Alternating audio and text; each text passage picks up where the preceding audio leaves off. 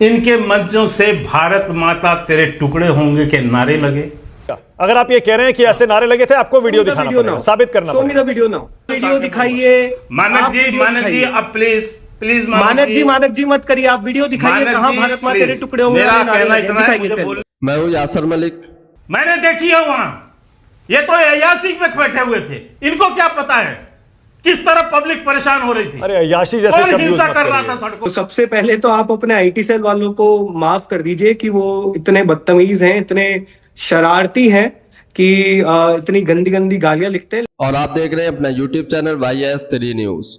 नहीं सर, मुझे बात पूरी करने दीजिए। मानक जी बहुत गलत होगा यदि आप बात पूरी नहीं करने देंगे तो। कर रहे हैं डिस्कनेक्ट छोड़ दीजिए, अपना फालतू के नैरेटिव फैलाना छोड़ दीजिए, नहीं काम करेंगे। शर्म तो ऊपर वालों को आनी चाहिए जो अपने अपने कमरों से बस ऑर्डर दे देते हैं इस देश के बच्चों पर लाठियां मारने के लिए। ओके,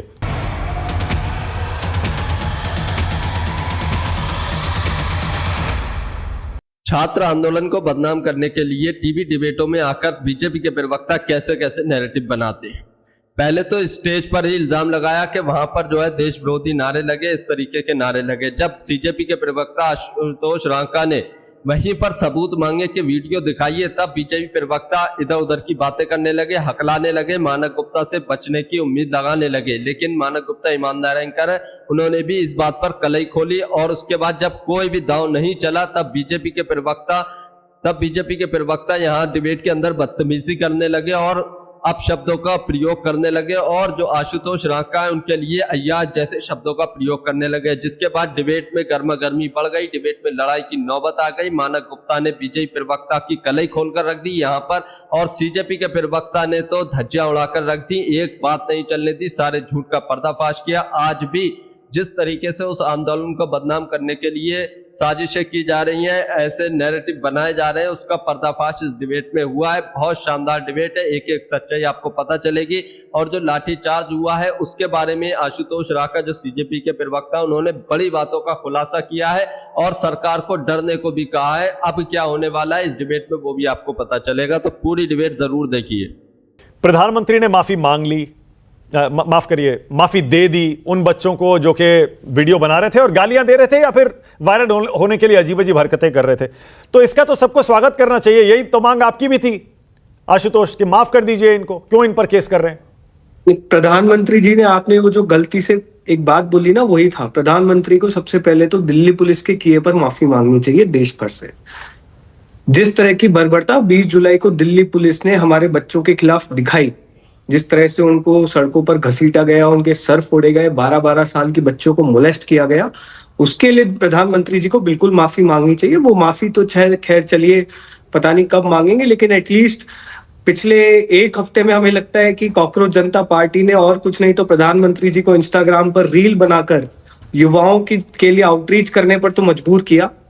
वो प्रधानमंत्री जी जो लगातार धरातल से कहीं ना कहीं कट रहे थे, जिनको फीडबैक शायद मिल नहीं रहा था कि इस देश के युवाओं में कितना गुस्सा है, वो फीडबैक देर से ही सही लेकिन मिल गया है, इसीलिए इंस्टाग्राम पर बड़े एक्टिव नजर आ रहे हैं, जो कि अच्छी बात है।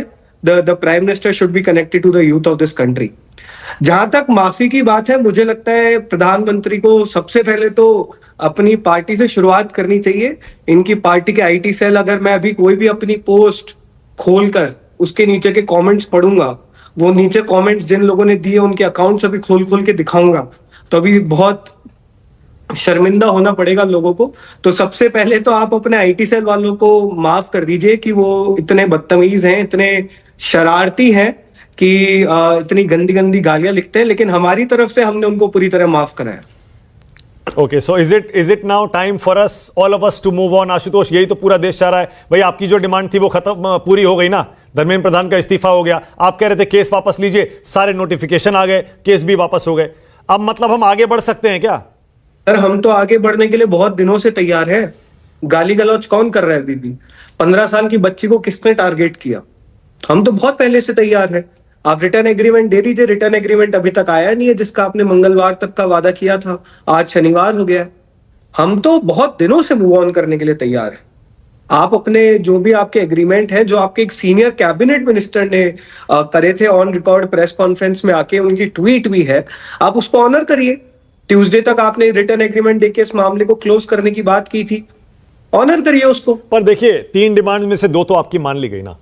आपने कहा इस्तीफा, हो गया इस्तीफा। आपने कहा केस वापस, रिटर्न में दिया है केस वापस होने का नोटिफिकेशन, सारी सरकारों ने निकाला है। सर वो हम जानते हैं कि वो सरकारों पर किस तरह से दबाव बन रहा है और फिर वो एक एक करके वो कर रहे हैं। यूनियन मिनिस्टर से जो हमारी बात हुई थी कि तमाम केसेस को वापस लेकर कोई भी फ्रेश केस फाइल नहीं किया जाएगा, इस पर एक रिटर्न एग्रीमेंट मंगलवार तक आएगा। वो एग्रीमेंट अभी तक क्यों नहीं आया है? उसके लिए हम इतना इधर उधर बार बार बात करने की जरूरत क्यों पड़ रही है?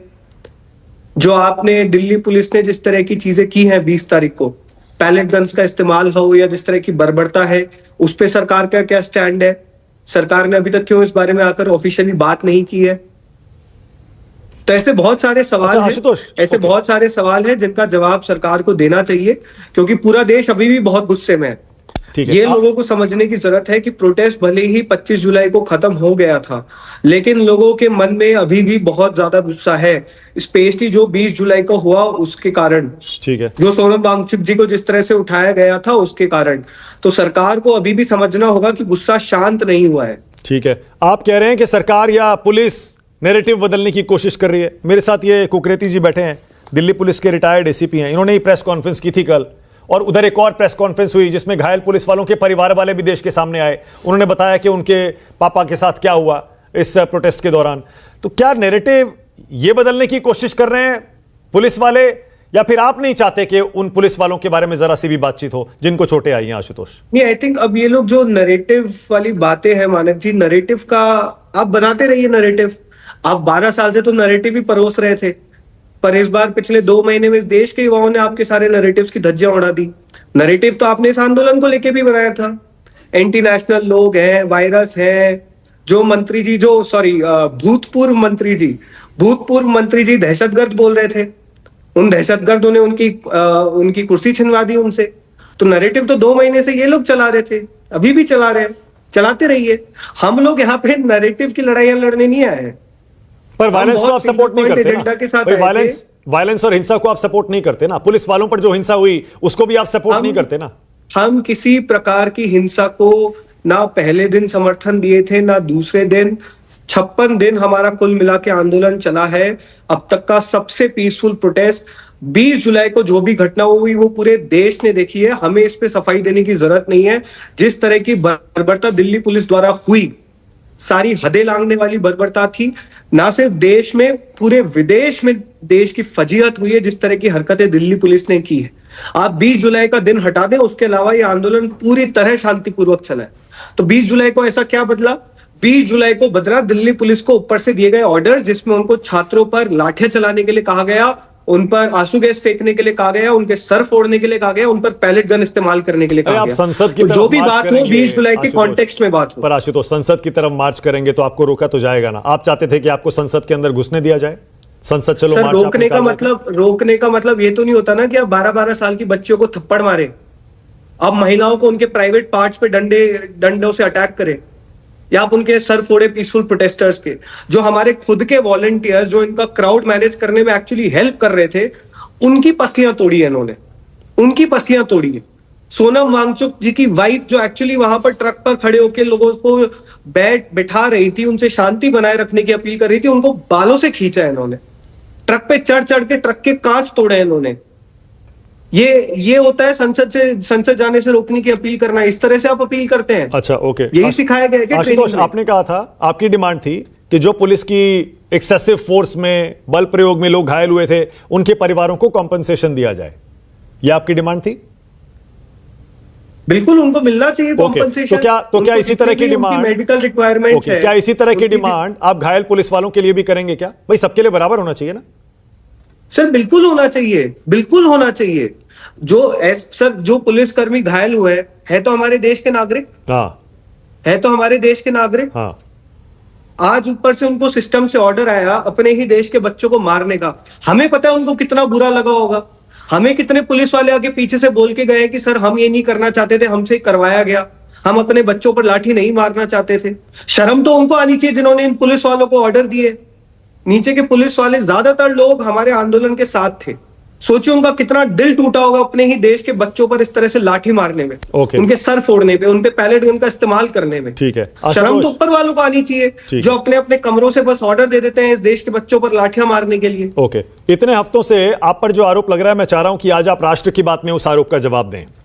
आशुतोष, आपकी सीजेपी कॉकरोच जनता पार्टी पर आरोप यह लग रहा है कि वो जो मंच था जंतर मंतर पर, वो नॉन पॉलिटिकल नहीं था, वो एक पॉलिटिकल मंच था, पॉलिटिकल गैदरिंग थी, जहां पर कई राजनीतिक दलों के युवा संगठनों के कार्यकर्ता बाकायदा मौजूद थे, साथ में अनशन भी कर रहे थे।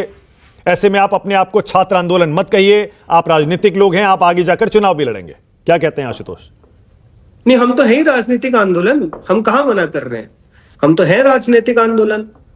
इस देश में जिस हवा में आप सांस ले रहे हो, जो पानी आप पी रहे हो, जिस सड़क पे चल रहे हो, जिस स्कूल में आप अपने बच्चे को पढ़ा रहे हो, जिस अस्पताल में इलाज करा रहे हो, हर चीज तो इस देश की पॉलिटिक्स डिसाइड कर रही है। और कहीं ना कहीं इस देश की पॉलिटिक्स इतनी खराब हो गई है कि अब इस देश के युवाओं को आज की राजनीतिक पार्टियों में उम्मीद नजर नहीं आ रही है। तभी तो 2 महीने पुराना आंदोलन इस तरह से लोगों की इमेजिनेशन कैप्चर करने लग गया। शर्म आनी चाहिए देश की जो है सरकार को कि 2 महीने पुराने आंदोलन को आपको नैरेटिव बिगाड़ने के लिए, उस पर गलत तरह के आरोप लगाने के लिए इतनी मेहनत करनी पड़ रही है। इतनी मेहनत तो आप अपनी देश की व्यवस्था को सुधारने में लगा देते। जितना आपने हमारे खिलाफ काउंटर नैरेटिव किया चुनाव है, लड़ेंगे आशुतोष? आईटी सेल में चुनाव जितना आप लड़ेंगे अपने आशुतोष? आईटी सेल में पैसा डालते हैं, हमें एंटी नेशनल बोलने पे, फलानी पार्टी की बी टीम बोलने में, ढिमकानी पार्टी की सी टीम बोलने में, उसके 10% में तो आप पेपर लीक रोक सकते थे। आशुतोष, चुनाव लड़ेंगे? सर, सवाल आप हर बार चुनाव पे मत लाया करिए। हमारा काम है इस देश की व्यवस्था को ठीक करना, वो हमने 2 महीने में करके दिखा दिया कि इस देश का युवा क्या कर सकता है। सरकार के पास अभी भी वक्त है, 3 साल बचे हैं, सरकार चलाइए अच्छे से, देश की व्यवस्था को ठीक करिए, देश के युवाओं की बात सुनिए। अगर अभी भी हमसे ही ऑब्सेस्ड रहेंगे तो आगे आपको ही दिक्कत होने वाली है। 2 महीने में सीजेपी ने बता दिया कि वो क्या कर सकती है, और आगे अभी इससे भी और बड़े बड़े काम करेंगे अगर आप इस देश के युवाओं की नहीं सुनेंगे तो। ठीक है, विपक्ष से क्या आप अपील करेंगे कि अब संसद को चलने दीजिए? ज्यादातर तो डिमांड्स पूरी हो चुकी है। सारे सवाल विपक्ष से किए जाते हैं देश में, थोड़ा सरकारों से भी कर लीजिए, थोड़े से सरकारों से भी कर लीजिए। 3 साल बाद पेपर लीक होने के, 2024 में पहली बार नीट का पेपर लीक हुआ था, 3 साल लगे इनको जागने में। एक बिल लेकर आए, वो बिल भी सारी बस सजाओं पे बात कर रहे हैं, पेपर लीक रोकने में कोई ये बात नहीं कर रहे। तो सवाल तो सरकार से करिए ना, विपक्ष से क्यों सवाल किए जाते हैं इस देश में इतने? ठीक है, ओके। अच्छा, विजय त्रिवेदी बैठे हैं, सीनियर जर्नलिस्ट हैं, आप जानते होंगे। विजय जी भी आपसे कोई एक सवाल पूछना चाह रहे थे। विजय जी, आशुतोष, एक तो बधाई कि आपने जो आंदोलन चलाया उसको एक कामयाबी तक, किसी मंजिल तक आपने पहुंचाया और जो मांग थी आपकी पूरी की। लेकिन मैं थोड़ा सा समझना चाहता हूं, एक तो बधाई के साथ ही समझना चाहता हूं, एक तो ये जो एलीट एक्टिविज्म था, जो इस पूरे प्रदर्शन की जो टीम थी वो एलीट है, उसका नीट से तो लेना देना नहीं। आप बड़े पढ़े लिखे बड़े लोगों में से एलीट है, नीट नहीं एलीट है। अभिजीत भी अच्छी बात है, मतलब कोई नेगेटिव नहीं है, लेकिन मैं सोच रहा हूँ कि वो जाके पैर न फटे विवाई, वो का जाने पीर पर आई, तो उसको कनेक्ट कैसे किया, पहली बात। और दूसरा मैं समझना चाहता हूँ, इतने आंदोलन 12 साल में इस सरकार में हुए, कोई उस तरह से कामयाब नहीं हुआ, तो कहाँ नस दबाई है आपने, या कुछ और मामला गड़बड़ झला है? सर, एलीट से अगर आपका मतलब हमारे एजुकेशनल बैकग्राउंड है तो डेफिनेटली हम एलीट है, लेकिन आप हमारे में से किसी की भी बैकग्राउंड स्टोरी एक बार कभी पढ़िएगा, हम किस बैकग्राउंड से आते हैं, हमारी कहाँ परवरिश हुई है, किस तरह के परिवारों से आने वाले लोग हैं। मैं खुद एक मिडिल क्लास परिवार से आता हूं। की बात नहीं कर रहा, मैं नेगेटिव तरीके से नहीं कह रहा, मैं बात आप उसको समझिए। I want to answer your question. Yes, right. मेरे पिताजी अपनी सीए कंप्लीट नहीं कर पाए थे क्योंकि मेरी बुआ कैंसर पीड़ित थी। उन्होंने अपने जीवन के 18 से 23 साल की उम्र सिर्फ और सिर्फ हॉस्पिटल में बिताई है। उन हालातों में उन्होंने ये डिसाइड किया था कि मैं अपने बच्चों को पढ़ाऊंगा। हमने चप्पले घिस घिस के आईआईटी क्लियर किया है, चप्पले घिस घिस के हम लोग लंदन स्कूल ऑफ इकोनॉमिक्स तक पहुंचे। दीप के अपनी फैमिली से पहला ऐसा बच्चा है जो बाहर जाकर पढ़ाई किया, बॉस्टन यूनिवर्सिटी, लोन लेकर गया है। उसको कोई प्रिविलेज नहीं है अपने जीवन में, और वो जिस बैकग्राउंड से आता है, जिस गांव से वो आता है, वहां पर कोई सोच भी नहीं सकता था बाहर निकलने की। तो हाँ, आप अगर हमारे प्रेजेंट बैकग्राउंड से एलिटिज्म, मैं उसको बिल्कुल वो दिखता है, आप उसको गलत तरीके से समझ रहे हैं। मैं ये कह रहा हूँ कि जिसकी अपब्रिंगिंग बहुत ही वैसे बैकग्राउंड से रही है जहाँ पे हमने देखा। मैं तो आपसे समझना चाह रहा था कि सरकार इतनी जल्दी, मैं हालांकि आप कहें 2 महीना, लेकिन मैं जितना राजनीतिक आंदोलन देखता रहा हूँ और इस सरकार को देखता रहा हूँ, वो सरकार इतनी जल्दी नहीं दबती है। तो आपने कौन सी नस दबाई? और जितनी बात अभी आप शिकायत कर रहे हैं, क्या आपने जल्दी आंदोलन विड्रॉ कर लिया? ऐसा लगता है आपको? सर कौन सी नस दबाई, ये तो आप सरकार से पूछिए कि उनकी कौन सी नस दब गई। अरे लोगों और को इतना फायदा समय होगा क्यों आपकी लगा बात जब से। जब इस देश के हजारों लोग महीनों से जंतर मंतर पर थे। सरकार तो 20 जुलाई को पहली बार जागी है, हम तो 20 जून से जंतर मंतर पर थे, तो 30 दिन सरकार क्यों सो रही थी? हम तो ये पूछते हैं भाई, जब इस देश के लोग, पढ़े लिखे लोग, बेरोजगार युवा जो इतने सालों से परेशान है, जंतर मंतर पर प्रदर्शन कर रहे थे, तो सरकार सो क्यों रही थी? 20 जुलाई तक की बात ही क्यों आन पड़ी? हमें तो ये पूछना चाहिए सरकार से। जहां तक बात आंदोलन की है सर, आंदोलन, आप लोग तो सर इतने बड़े जर्नलिस्ट हैं, आंदोलन हमेशा शुरू होते हैं, आंदोलन कभी खत्म नहीं होते हैं। तो ये आंदोलन भी अभी सिर्फ शुरू हुआ है, बस इतना ही कहेंगे। ठीक है। के आशुतोष रांका पूछ रहे हैं, कम से कम गृह मंत्री आकर बता दें, आकर जवाब दे दें, सफाई दे दें, सारी बात स्पष्ट हो जाएगी। डिबेट को आप पूरा देख कर जाइए। अब बीजेपी के प्रवक्ता और सीजेपी के प्रवक्ता के बीच खूब ज्यादा तीखी और बहस और लड़ाई होने वाली है। आशुतोष जी ने, मैं उसका छोटा छोटा जवाब देना चाहता हूँ। इन्होंने कहा कि प्रधानमंत्री जी ने कब युवाओं से रिच किया। शायद इन्होंने 12 साल में प्रधानमंत्री जी के छात्रों से वार्ता के विषय में इनको कोई जानकारी नहीं है।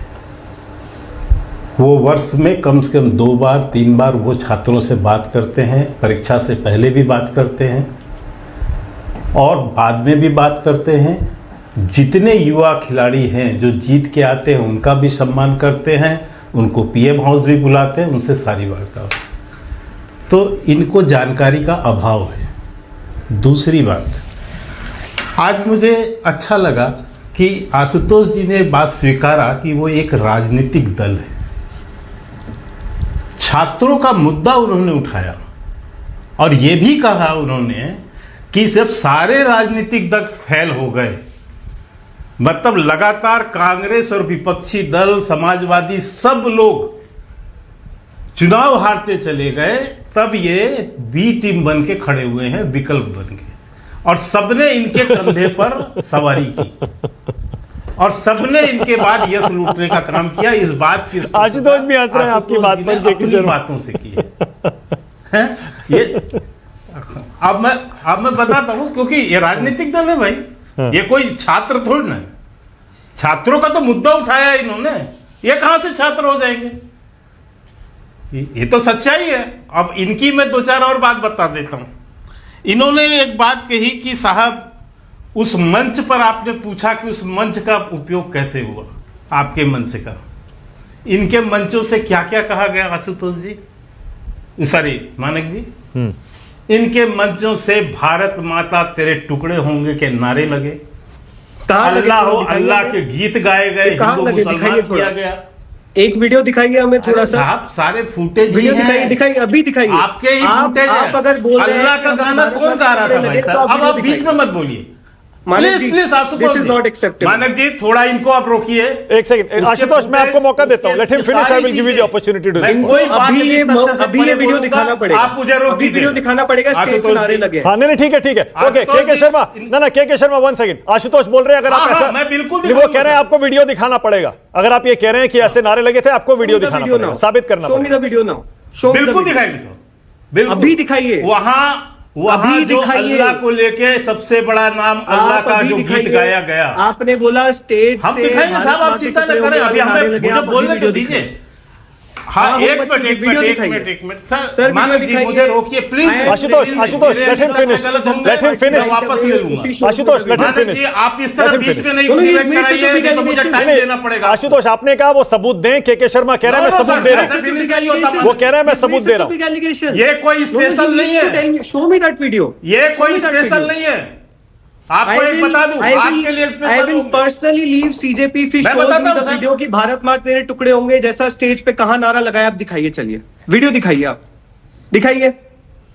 दिखाइए वीडियो। मैं आपको वीडियो दिखाइए, मैं बताता हूँ सर, आप सुनो। के शर्मा जी आपकी यूजुअल डिबेट नहीं है, आप पढ़े लिखे से बात कर रहे हैं। मानक जी मुझे एक बार बोलने दीजिए, फिर मैं आपको सारी चीजें वीडियो दिखाइए। मैं सारे वीडियो भेज दूंगा आपके पास। ये सारे सोशल मीडिया में दिखा के जिस सोशल मीडिया से ये विषय उठा रहे हैं, मैं उसी सोशल मीडिया से वीडियो दिखाइए। मानक जी अब प्लीज प्लीज मानक जी मत करिए, आप वीडियो दिखाइए कहाँ भारत माँ तेरे टुकड़े होंगे। मेरा कहना इतना है, मुझे बोलने देंगे या नहीं देंगे? Okay okay, Ashutosh one second, ऐसे नहीं होता। आशुतोष एक सेकंड, आपने सुनिए, आशुतोष 10 बार कह दिया वीडियो दिखाइए। के शर्मा कह रहे हैं कि अभी मेरे पास वीडियो नहीं है, मैं बाद में दिखा दूंगा। ये उनका स्टैंड है, बात खत्म हो जाती है, आगे बढ़ जाते हैं। हवाबाजी खत्म। हाँ, आगे बढ़ जाते हैं। चलिए के शर्मा, कुछ भी मन रहा है वो मत बोला करिए। हाँ, ठीक है, ये आपकी नॉर्मल डिबेट नहीं है, युवाओं से बात कर रहे हैं। डिस्कनेक्ट छोड़ दीजिए अपना, फालतू के नैरेटिव फैलाना छोड़ दीजिए, नहीं काम करेंगे। सारे सोशल मीडिया में वहां पर जितने भी नारे लगे, अभी तो मैं कहूंगा प्रधानमंत्री को जब गालियां दी गई गंदी गंदी, तो वो भी ये कहेंगे। आप ये स्टेज पर इस देश में सोशल मीडिया में सारे चले हैं ये तो दिखाइए। हाँ बताते हैं साहब, आप स्टेज पर। मानक जी नहीं, एक सेकंड, आशुतोष वन सेकंड, ये बदतमीजी के शर्मा एक सेकंड, के 1 सेकंड। आशुतोष बोल रहे हैं स्टेज पर से कोई गाली नहीं दी गई। क्या तरीका होता है डिबेट करने का? के शर्मा 1 सेकंड, आशुतोष कह रहे हैं स्टेज पर से कोई गाली नहीं दी गई। वो कह रहे हैं स्टेज पर से नहीं दी गई। मानक जी कह रहे हैं just say one thing and then I will go silent.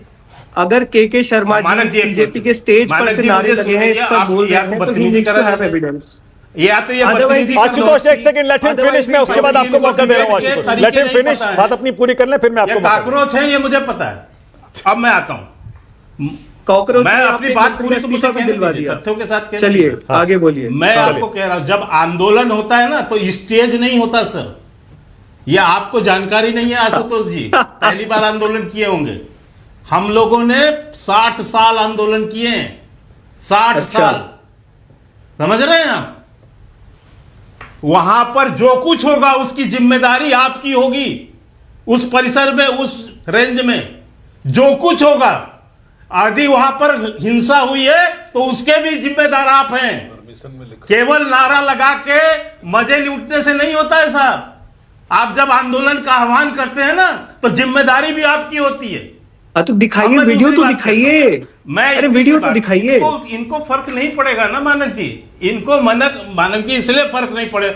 मानक जी ये क्यों डिस्टर्ब? चलिए कंप्लीट करिए, क्या जल्दी, हाँ कंप्लीट करिए। ये इतना भी बर्दाश्त नहीं, कंप्लीट करिए, बात पूरी करिए अपनी। हाँ बोलिए। कंप्लीट ऐसे नहीं होगा ना मानक जी कि आप इतना टाइम मेरा खा जाएं।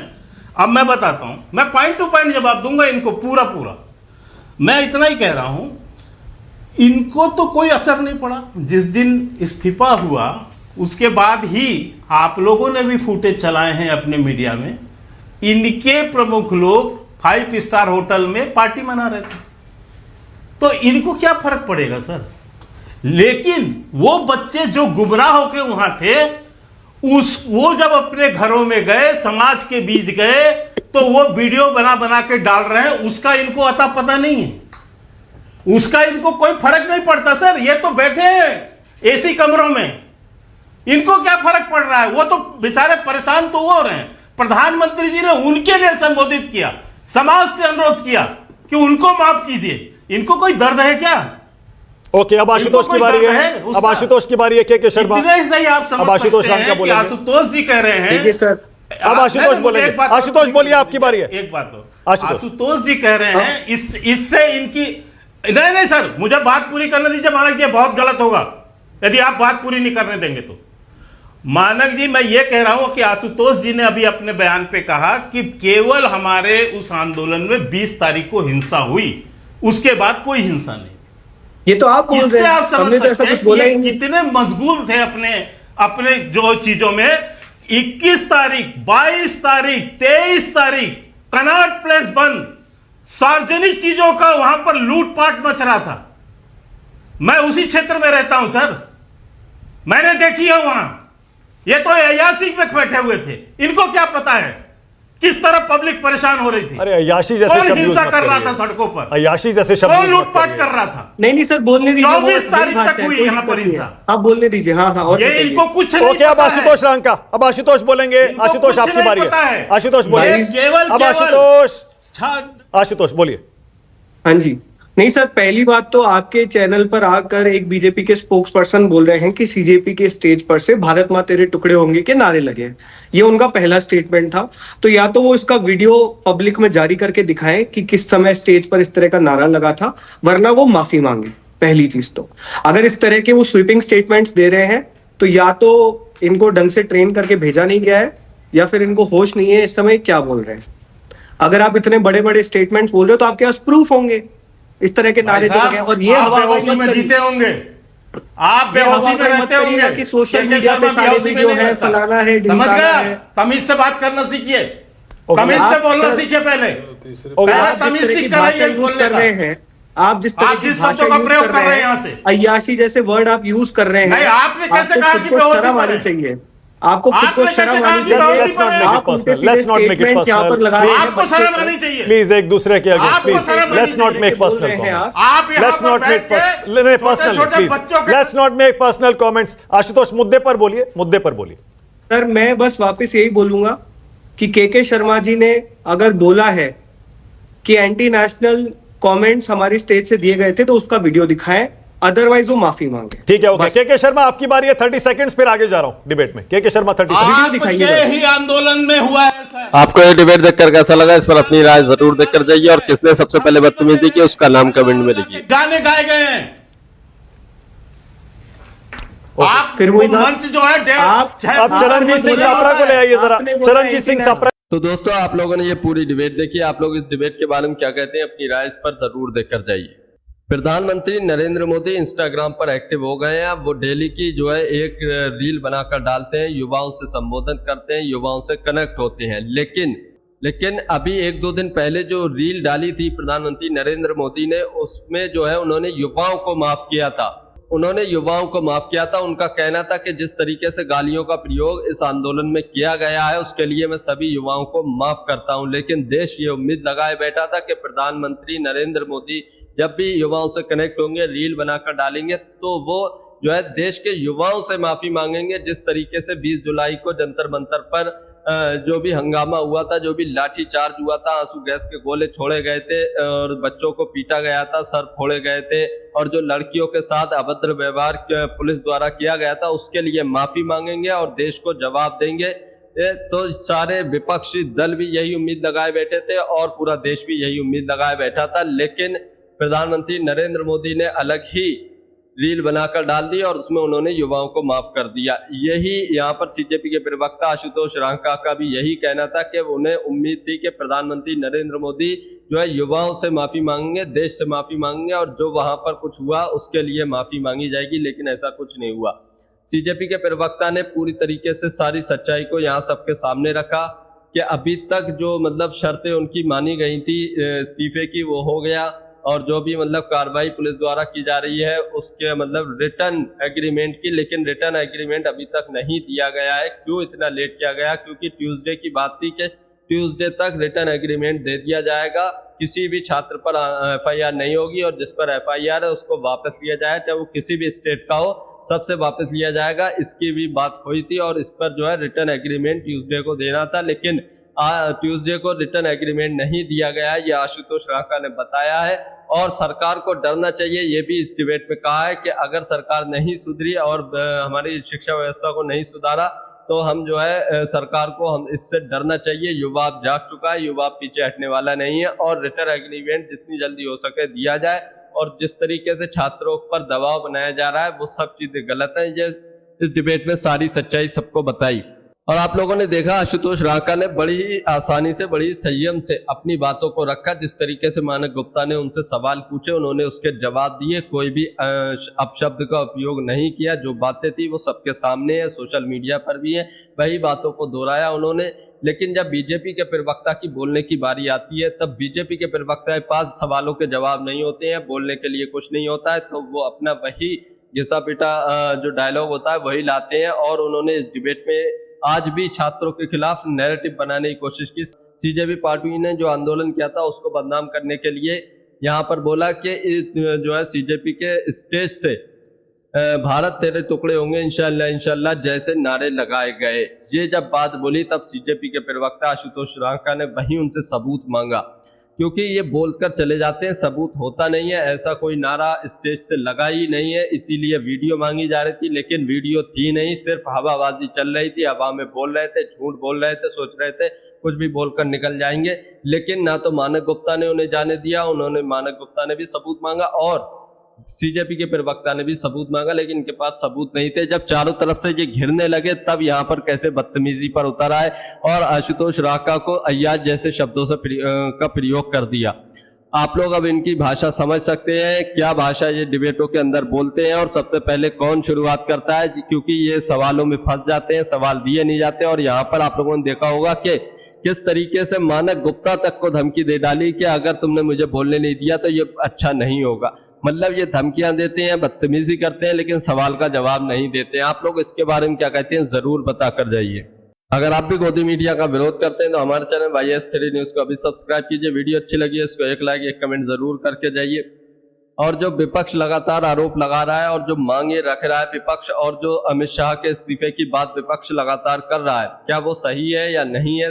विपक्ष यही पूछना चाहता है और पूरा देश भी जानना चाहता है कि 20 जुलाई को जो भी घटना हुई थी जंतर मंतर पर, जो भी लाठीचार्ज किया गया था, सब कुछ हुआ था, बल प्रयोग हुआ था और बिना वर्दी के वहां पर कुछ लोग थे जो हाथों में डंडा लिए थे, पत्थरों से भरा ट्रक वहां पर कैसे आया, क्यों आया, किसकी परमिशन से आया, ये सारी चीजें जो है गृह मंत्री अमित शाह को आकर सबके सामने रखनी चाहिए, देश के सामने रखनी चाहिए। आखिर इन पुलिस वालों को ऑर्डर किसने दिया था इस तरीके से लाठीचार्ज करने का, इस तरीके से थप्पड़ मारने का, लड़कियों के साथ अभद्र व्यवहार करने का, ये सारी जानकारी देश के सामने रखनी चाहिए। दूध का दूध पानी का पानी होना चाहिए।